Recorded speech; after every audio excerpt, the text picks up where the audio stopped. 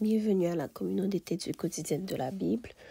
En ce 22 avril, la méditation quotidienne des jeunes a pour titre « Tu aimeras ton prochain ».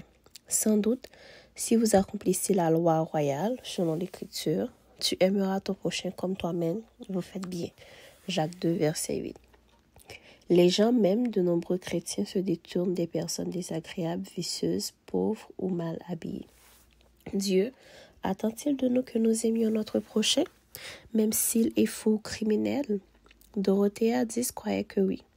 Elle a consacré la majeure partie de sa vie à améliorer les hôpitaux psychiatriques et les prisons destinées à accueillir les personnes considérées comme des criminels ou indésirables. Le pire de tous les cas qu'elle a eu à traiter fut celui d'un homme nommé Simons à l'hospice de Little Compton, un village de la baie de Narragansett. Ignorant les avertissements, Dorothea entra dans une pièce si petite qu'elle dut s'accroupir pour la traverser. Elle ne put voir immédiatement le malheureux Simons, mais elle entendit le bruit de ses chaînes.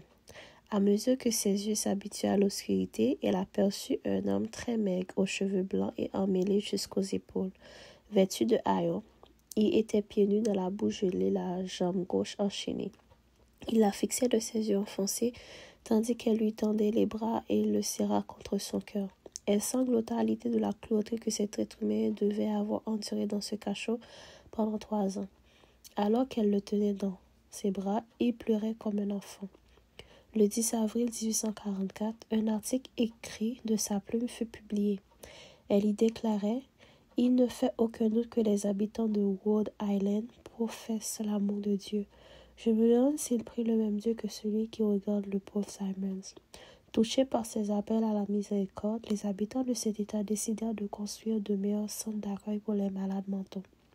Il y a de fortes chances que tu connaisses personne d'aussi misérable que le pauvre Simons, mais il y a des gens qu'il est difficile d'aimer à cause de leur apparence ou de leur façon d'être. Pourtant, Dieu attend de toi que tu les aimes aussi. Ils sont notre prochain. Il attend de nous que nous soulageons leurs souffrances et partageons avec eux notre espérance de salut.